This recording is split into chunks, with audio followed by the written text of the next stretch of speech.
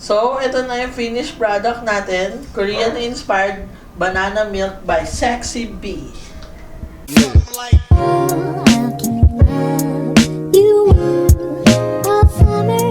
What's up mga ka-sexy, sexy B?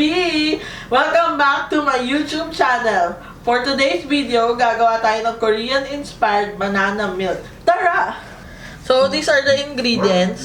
1 tablespoon of sugar, 2 bananas, tapos 1 cup ng milk. Pwedeng kahit non-fat, skim milk, or full cream milk, okay lang yan.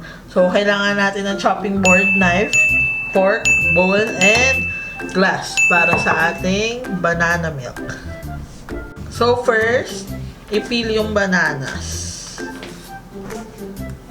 Kasi yung mamash natin to eh. So, dapat yung medyo kalawang yung banana para matamis. Wow! Tapos yan, half. Tapos, mash na natin. So, it will take time para mag-mash eh. Yan, ganyan, mash. Mash. A few moments later. So, sabi nalagyan daw ng background music yung video ko.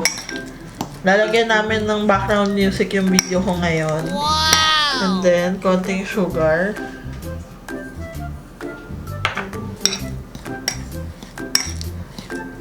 I-mix nyo.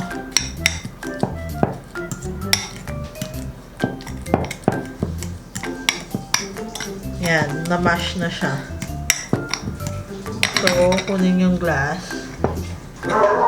Ilagay yung na-mash na bananas.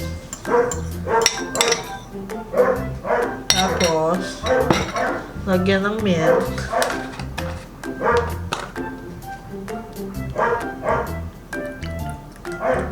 Malamig na yung milk ko, so kahit na hindi ko na siya ilagay sa fridge, okay lang.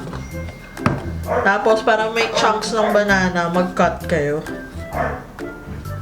into small pieces.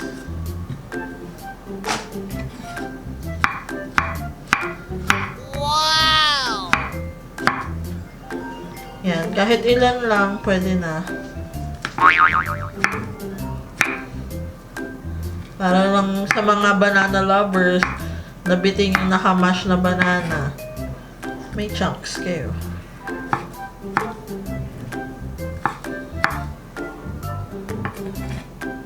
Yan, nagpo-float din yung yung mga banana chunks.